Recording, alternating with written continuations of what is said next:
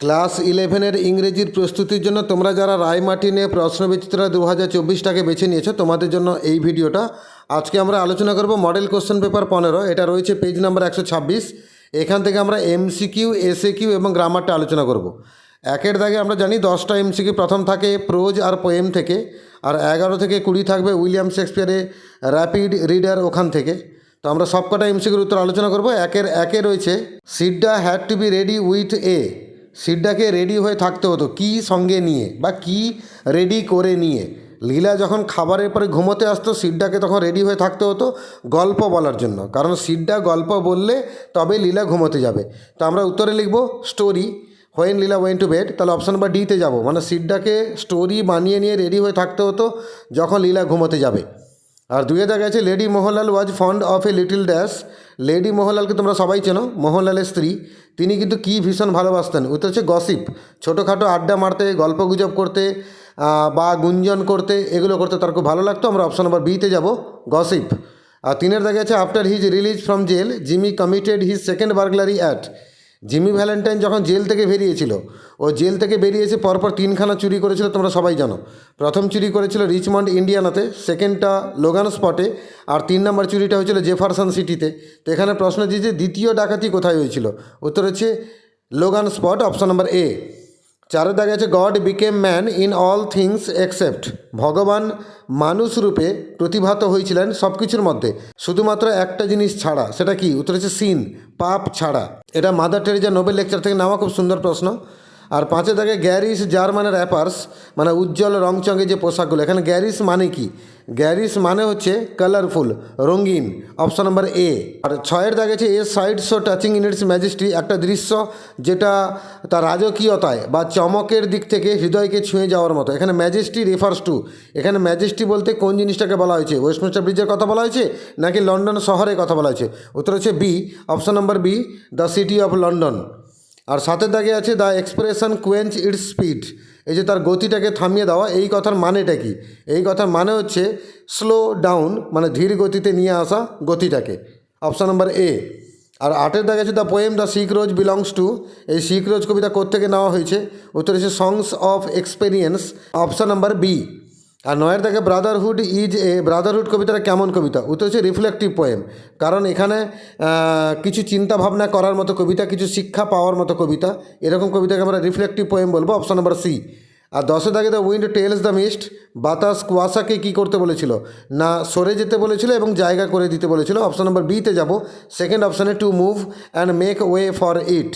এবার আমরা 11 থেকে 20 আলোচনা করব। এটা হচ্ছে উইলিয়াম শেক্সপিয়ারের যে 5খানা স্টোরি আমাদের ক্লাস 11-এ পড়তে হয়, সেখান থেকে 10খানা এমসিকিউ দেওয়া থাকে প্রতিটা মডেলে। তো সেখান থেকে তোমরা পরীক্ষা করবে কিন্তু 5টা, তবে আমরা এখানে 10টা উত্তরই আলোচনা করবো। 11 দাগে the twin slaves in comedy of errors were named. Comedy of error গল্পে যে দুজন চাকর জমজ ছেলের কথা বলা হয়েছে তাদের নামটা কি, হচ্ছে ড্রোমিও, অপশন নাম্বার সি। 12 দাগে Rosalind disguised herself as a. Rosalind কিন্তু যখন ছদ্মবেশে আরেনের জঙ্গলে গেছিলো সিলিয়াকে সঙ্গে নিয়ে, সে কিন্তু কী সেজেছিল, উত্তর হচ্ছে রাখাল বালক সেজেছিল, শেফার, অপশন নাম্বার বি। আর 13 থেকে Olivier father had died. Olivier বাবা মারা গেছিলেন কত বছর আগে, না উত্তর হচ্ছে 1 ইয়ার এগো, 1 বছর আগে তার বাবা মারা গেছেন, অপশন নাম্বার বি। আর 14 থেকে ডেসডিমোনাজ হ্যান্ডকারচিফ ওয়াজ স্টোলেন বাই। আর ডেসডিমোনার যে রুমালটা সেটা চুরি করেছিল কে, উত্তর হচ্ছে এমিলিয়া চুরি করেছিল। ইয়াগো চুরি করিয়েছিল, কিন্তু চুরিটা করেছিল কে, এমিলিয়া, অপশন নাম্বার ডি, ইয়াগোর স্ত্রী। আর 15 থেকে ম্যাকবেথ মার্ডার ডানকান। ম্যাকবেথ ডানকানকে যে হত্যা করেছিল কখন, রাতের বেলা অবশ্যই, অ্যাট নাইট। যে রাতে ডানকান ম্যাকবেথের দুর্গে এসেছিলেন অতিথি হিসেবে, তো সেই রাতেই ম্যাকবেথ হত্যা করেছিল ডানকানকে, option number B, at night. আর 16 থেকে Othello was the general of. Othello কোথাকার সেনাপতি, উত্তর হচ্ছে ভেনিস, অপশন নাম্বার ডি, ভেনিসের সেনাপতি ছিল অথেলো। 17 থেকে the eldest son of Duncan was. ডানকানের বড় ছেলের নাম কি, উত্তর হচ্ছে ম্যালকম, অপশন নাম্বার ডি। আর ছোটো ছেলের নাম হচ্ছে ডোনাল্ড বেন। এখানে বড় ছেলের নাম চেয়েছে, আমরা অপশন নাম্বার ডিতে যাব। আর 18 থেকে অরসিনো ওয়াজ দ্য ডিউক অফ। অরসিনো কোথাকার রাজা ছিলেন, অরসিনো রাজা ছিলেন কোথাকার, ইলিরিয়ার রাজা ছিলেন, অপশন নাম্বার সি, ইলিরিয়া। আর 19 থেকে এল্ডার ড্রোমিওজ মাস্টার ওয়াজ। বড় ড্রোমিও যে, তার মাস্টারের নাম কি, মানে তার মালিকের নাম কি, অবশ্যই বড় অ্যান্টিফোলাস হবে। আর বড় অ্যান্টিফোলাস মানে এপিসাসের Antipholus, option number B, Antipholus of Ephesus. 20 দাগে কোশ্চেন আছে Orlando's life had been saved by. Orlando জীবনটাকে কে বাঁচিয়েছিল। আচ্ছা, প্রসঙ্গটা মনে করাই একটু। অরল্যান্ডো যখন কুস্তি লড়াই করে বাড়ি ফিরছে, অরল্যান্ডোকে মারার প্ল্যানিং করছে কে, তার দাদা অলিভার। তাকে ঘরে জ্যান্ত পুড়িয়ে আগুন লাগিয়ে মারবে। তো এটা শুনে ফেলেছিল কে? অ্যাডাম। অ্যাডাম অরল্যান্ডোকে সতর্ক করে দিয়েছিল এবং আড়েনে জঙ্গলে পাঠিয়েছিল। তাহলে অরল্যান্ডো জীবনটাকে বাঁচালো কে? অ্যাডাম বাঁচিয়েছিল, তার বাড়ির বৃদ্ধ চাকর। Option number C. এবার আমরা 2-এর দাগে যাব। 2-এর দাগে এসএকিউ দাগ। এখানে মোট 16টা দাগ পাবে তোমরা। 1 থেকে 8 হচ্ছে প্রোজ থেকে, আর 9 থেকে 16 হচ্ছে পোয়েম থেকে। আমরা সবকটা উত্তরই আলোচনা করব।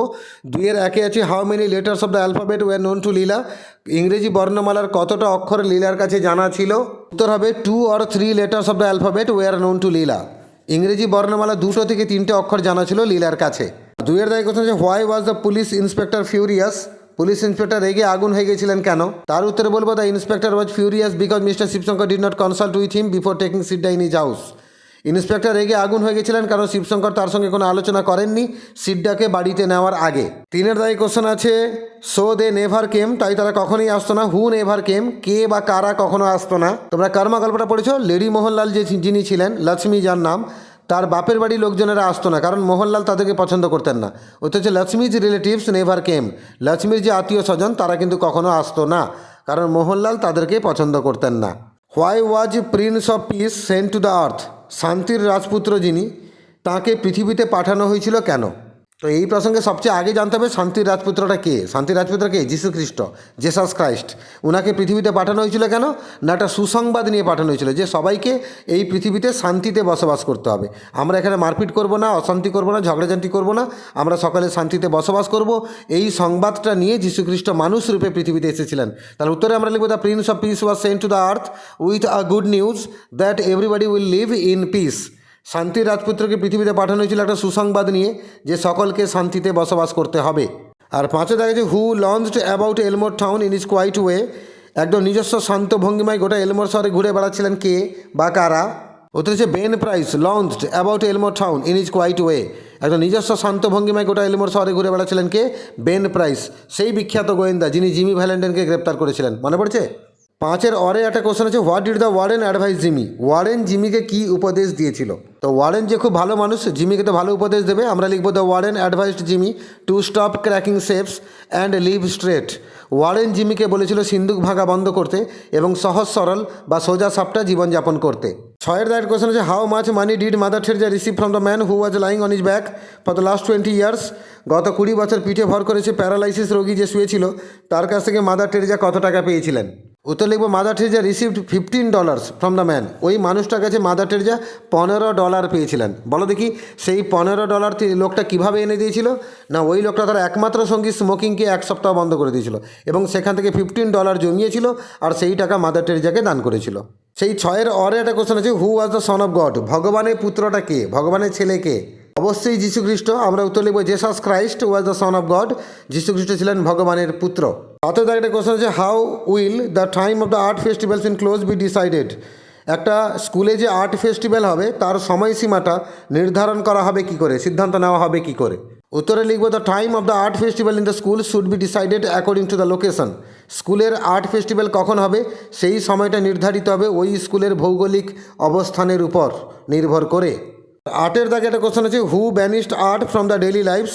তাদের দৈনন্দিন জীবন থেকে আর্টকে বাদ রাখেন কে বা কারা?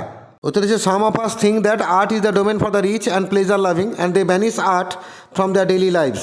আমাদের মধ্যে কিছু লোক আছে যারা আমরা মনে করি যে আর্ট হচ্ছে শুধুমাত্র ধনী লোকেদের জন্য এবং শৌখিন লোকেদের জন্য, এবং ওই সমস্ত লোকেরা যারা এরকমটা মনে করে তারা কিন্তু তাদের জীবন থেকে আর্টকে সযত্নে সরিয়ে রাখেন, তারা আর্টকে ফলো করেন না। আর 9-এর দাগে কোশ্চেন আছে what kind of sight does the poet see in the poem upon Westminster Bridge. Westminster Bridge কবিতায় কবি কীরকম দৃশ্য দেখছেন? তার উত্তরে আমরা লিখব the poet sees the majestic sight of London city in the poem. এই কবিতাতে কবি দেখছেন লন্ডন শহরে যে রাজকীয় সৌন্দর্য, সেই দৃশ্যের কথা তিনি দেখছেন।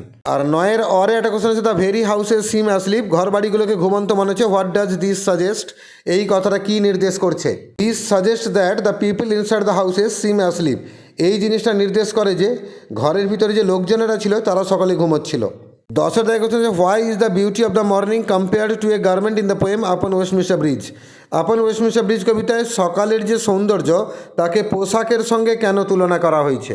The beauty of the morning is compared two A garment because it covers the city as a garment covers our body.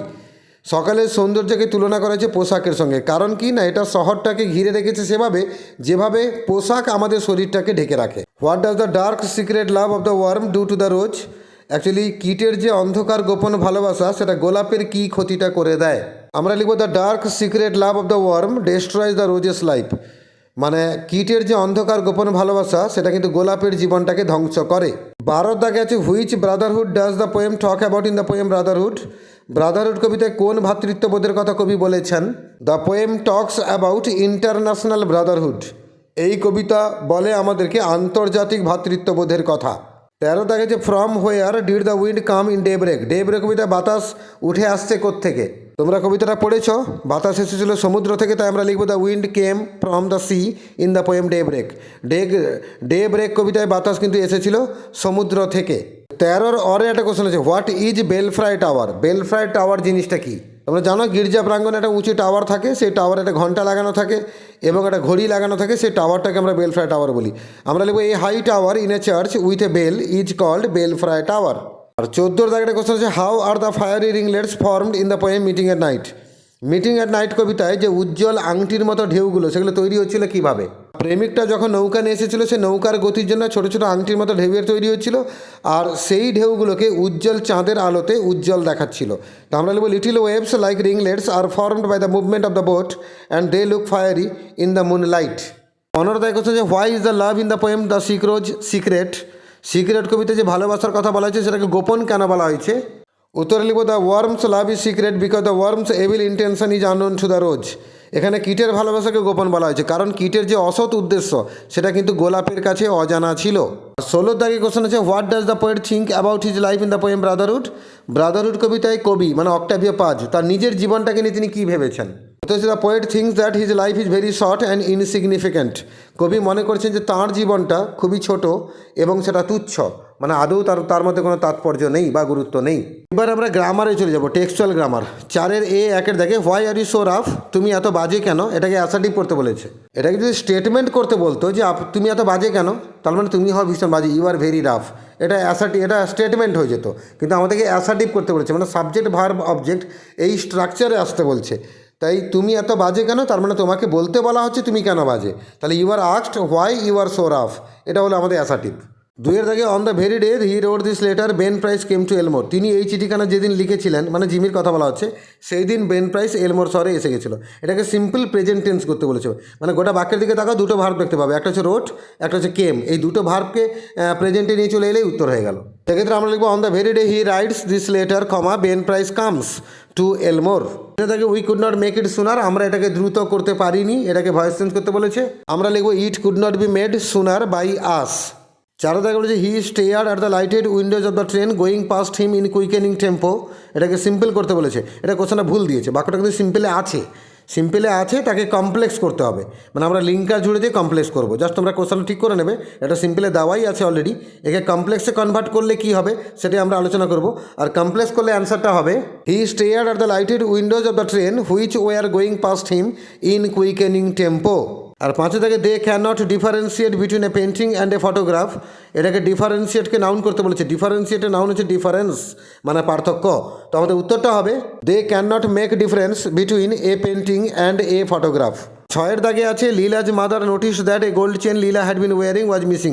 লীলার মা দেখলেন যে লীলার গলায় একটা সোনার চেন ছিল, সেই চেনটা হারিয়ে গেছিলো। এটাকে স্প্লিট করতে বলেছে। স্প্লিট করা মানে কি, একটা বাক্য দেওয়া থাকবে, তাকে ভেঙে 2 টুকরো করতে হবে, দুটোকে সিম্পল সেন্টেন্স হতে হবে। তো আমরা লিখবো a gold chain worn by Leela was missing, মানে লীলার দ্বারা পরে থাকা সোনার চেনটা হারিয়ে গেছিলো। লীলাজ মাদার নোটিসড ইট, এটা সেকেন্ড বাক্য হলো। লীলার মা এটা দেখেছিলেন, এটা দ্বিতীয় বাক্য হলো। 7 দাগেছে I do not see a single one who had their smile on the face. আমি একজনকেও দেখিনি যাদের মুখে হাসি ছিল। এটাকে বাচক করতে বলেছে। আমি একজনকেও দেখিনি যার মুখে হাসি আছে, তার মানে কি আমি প্রত্যেককে দেখেছি হাসি ছাড়া, হাসি নেই এরকম আমি প্রত্যেককে দেখেছি। আমরা উত্তর লিখবো I see every one without smile on their face. আমি প্রত্যেককে দেখলাম মুখে হাসি ছাড়া। এবার আমরা 4 বি দাগে যাব। 6খানা শূন্যস্থান পাবো, আর্টিকেল আর প্রিপোজিশন বসিয়ে ফিল আপ করতে হবে। বইয়ের বাক্য টেক্সচুয়াল গ্রামার, আমি উত্তর সহ বাক্যগুলো পড়ে দিচ্ছি, শুনে নাও। It will be wrong on our part to expect however that the provision of facilities for art studies in an institution will make all its students artist. বাক্যটা খুব সুন্দর বাক্য, যার মানে হচ্ছে আমাদের পক্ষে অন্তত এটা আশা করাটা ভুল হবে যে যদি কোনো প্রতিষ্ঠানে আর্ট এডুকেশনের সুবিধাগুলো গ্রহণ করা হয় এবং ছাত্রছাত্রীদেরকে আর্ট এডুকেশন দেওয়া যায়, তাহলে ওই প্রতিষ্ঠানে সমস্ত ছাত্রছাত্রী আর্টিস্ট হয়ে উঠবে। এই কথা কিন্তু ভাবাটা ভুল। একটা স্কুলে আর্ট এডুকেশন দেওয়া হলে ওর স্টুডেন্টসরা আর্ট এডুকেশন লাভ করবে, ওরা আর্টিস্ট হয়ে সবাই হয়তো উঠবে না, হাতে গোনা কয়েকজনই আর্টিস্ট হবে, কিন্তু জীবনটা সুন্দর হবে আর্ট এডুকেশন পেলে। এখন যদি the place of art in education টেক্সটখানে কেউ পড়োনি, অবশ্যই পড়বে, খুব দারুণ টেক্সট। মানে শুধুমাত্র নম্বর পাওয়ার জন্য নয়, তোমাদের জীবনটাকে সুন্দর বানানোর জন্য এবং তোমাদের দৈনন্দিন জীবনে কাজে লাগানোর জন্য আর্ট এডুকেশনের ওই টেক্সটটা পড়া খুবই দরকার। যদি এখনও কেউ পড়তে চাও বা আরেকবার বুঝতে চাও, আমার চ্যানেলে ভিজিট করো, ক্লাস 11 ভিডিওগুলোকে ক্লিক করে বার করো, দেখবে সেখানে তোমরা এই place of art in education পড়ানোর ভিডিও আছে, খুব সুন্দর করে সহজ করে ব্যাখ্যা করা আছে, পড়বে, কাজে লাগবে তোমাদের। তো এইভাবে আমরা মডেল কোশ্চেন পেপার 15 থেকে এমসিকিউ, এসিকিউ এবং গ্রামার আলোচনা করলাম, যেটা অত্যন্ত স্কোরিং। মন দিয়ে পড়ো, এগুলো মনে রাখার চেষ্টা করো, পরীক্ষায় এরকম এমসিকিউ এলে বা এসিকিউ এলে বা গ্রামার এলে তোমাদের যাতে কোনো রকম সমস্যায় পড়তে না হয়।